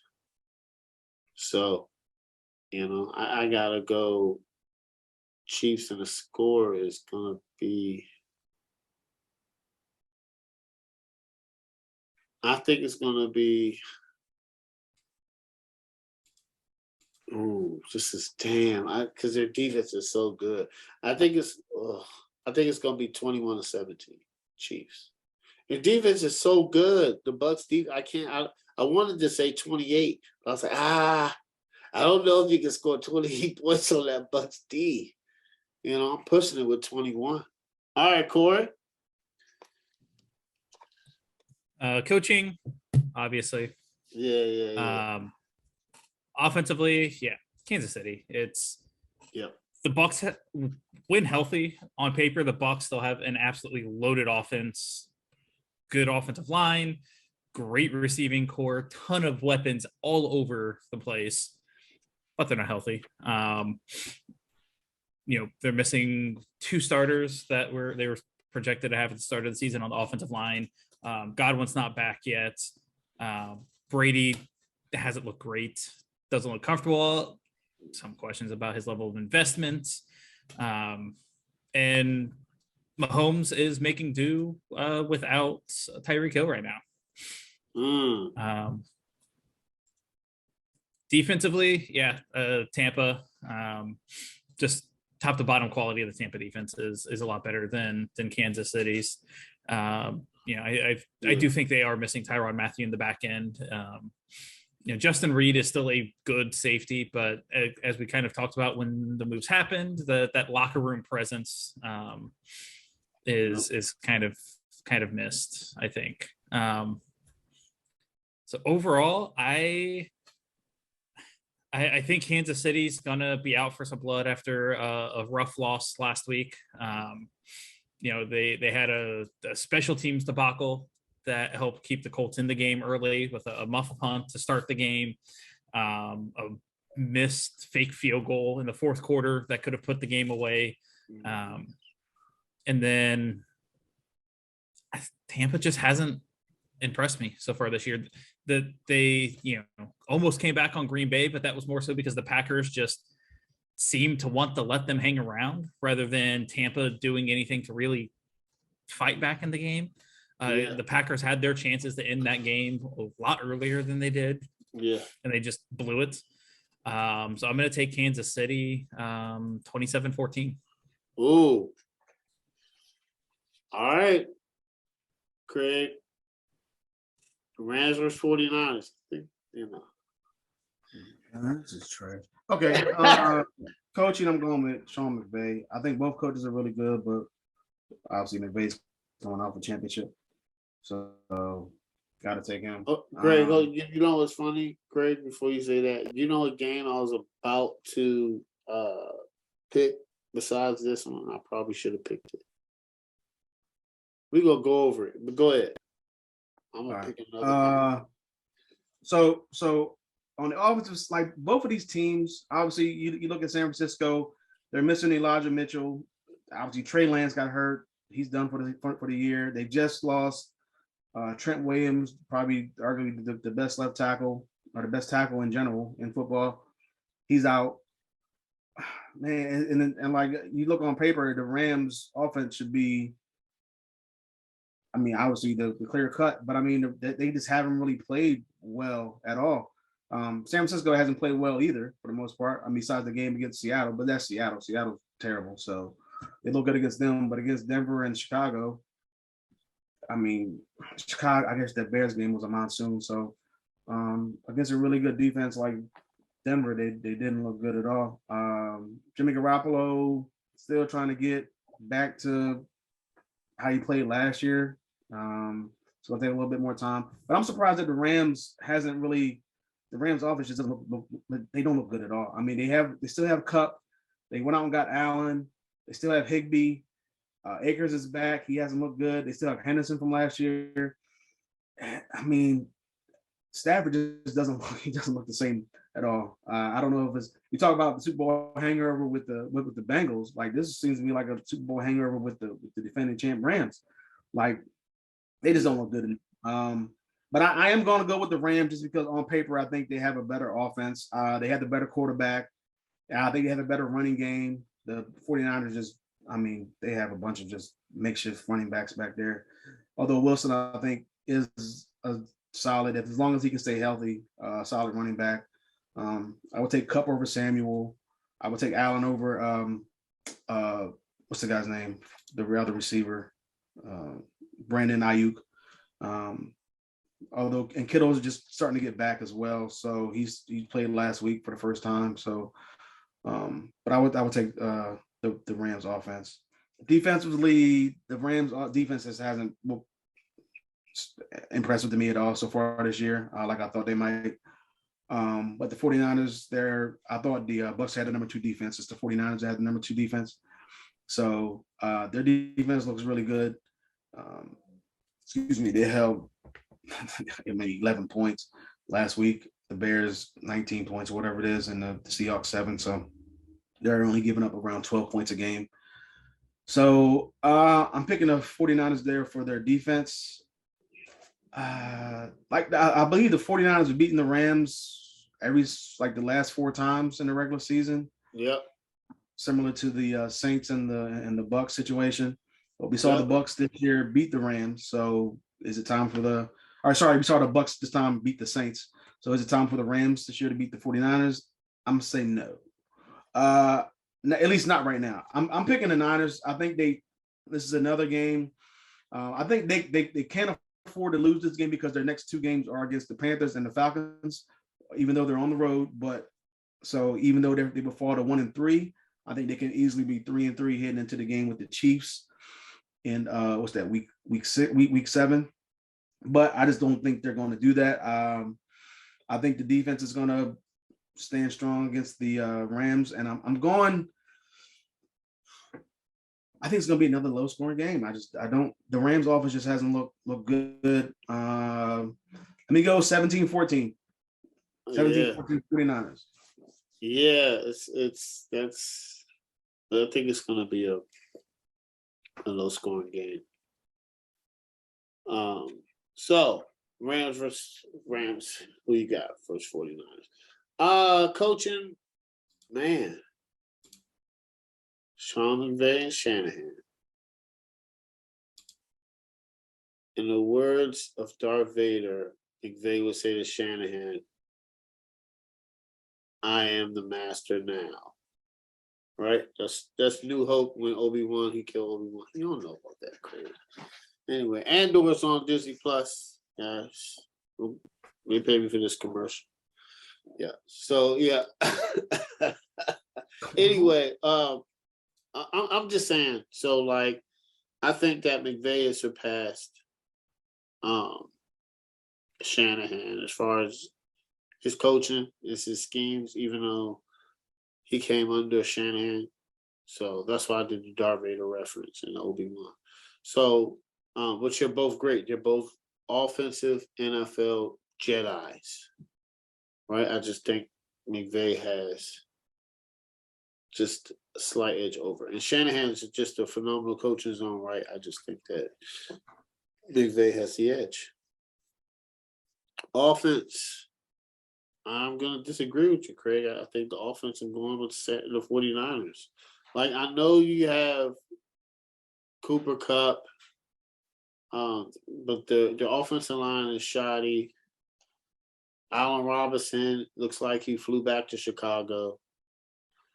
Cam Akers and the running backs, they might as well be the same with Jeff Wilson, man. That's an even even Steven.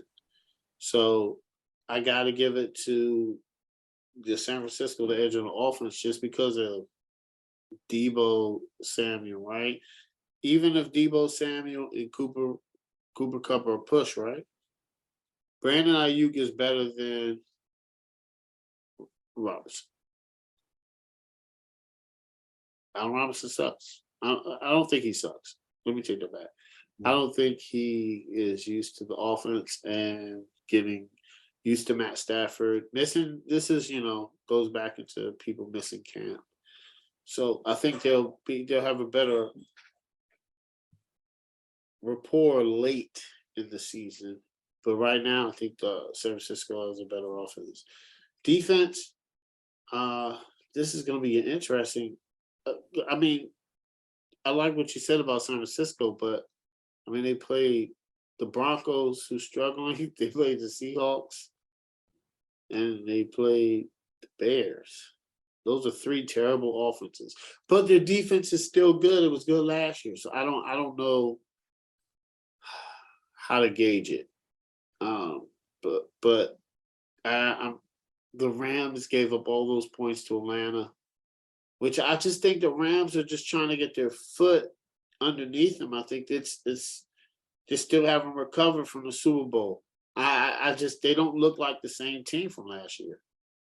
They don't at all. And I think Jimmy G, you give him some time, I think he's going to fit right in. He missed training camp, but, I think overall right now, I think the 49ers, they own them in a regular season. And I think this is the best offense they've went up against. And I would start the defense in fantasy because I think they're going to get some interceptions against Stafford, or maybe a pick six. And I don't think the Rams defense is as good. And I got the score 28-20 to 49ers. All right. Corey. For me, when looking at this game, I didn't see a category that I would take the 49ers over the Rams right now. Obviously, the coaching, you're going to go with the guy that just won a Super Bowl over the guy whose offensive play calling cost this team a Super Bowl. Both offenses are struggling, but I think the Niners offense is struggling more. You're having to throw in a new quarterback it's the same guy as last year, but like all offseason, you were prepping for Trey Lance. And now you're having to scrap all of that because Jimmy can't run the same stuff as Lance was going to. So you have to start over with your offensive game plan for the season now with a new quarterback, and the offensive line's beat up. And I think while the Rams are struggling, I trust Matt Stafford a heck of a lot more than I do Jimmy Garoppolo. And honestly, I trust Allen Robinson more than I do Brandon Ayuk. Ayuk is a more explosive player at this stage in their careers, but he's just not consistent. And I still don't think the Niners have great depth outside of their top two wide receivers. Defensively, statistically, the 49ers are a much better defense than the Rams. But as you just pointed out, James, who have they played? Nobody. The Bears and a monsoon. Okay. Like Denver, who is just a bit of a train wreck right now offensively. That the numbers this early in the season can be very misleading. So I think the Rams should, by every expectation, win this football game. I do think the Niners may need this a little more, but I'm going to take the Rams 20-13. All right, Mo. Rams versus 49ers. Who you got? For the same reason Corey said, across the board, I take the Rams across the board. Across the board, especially with Trent Williams out. That's big. That's huge. With your best offensive lineman out, probably one of the best the best, if not one of the top 2 or 3 offensive linemen in the league, missing. That hurts already when you struggle to run the ball. You got a quarterback who's still recovering, who's trying to come in as a backup. I think the Rams are going to come in with a chip on their shoulder. I think the Rams are going to come in with a huge chip on their shoulder, like trying to prove, like, hold up, you know, I understand we came off slow, but we're still the champs until somebody beats us. The 49ers didn't look good last week. It looked bad last week. And now you're facing a better defense. You're facing, I'm not going to say a better defense. You're not facing a better defense, but you're facing a defense that has a ton of talent on it. And like I said, I don't know if Brandon Ayuk and others can get open. So unless Jimmy G just pulls a game for the ages out of his hat, I can see this being a double-digit game. I can see this being, I'm going to take Rams 27-13.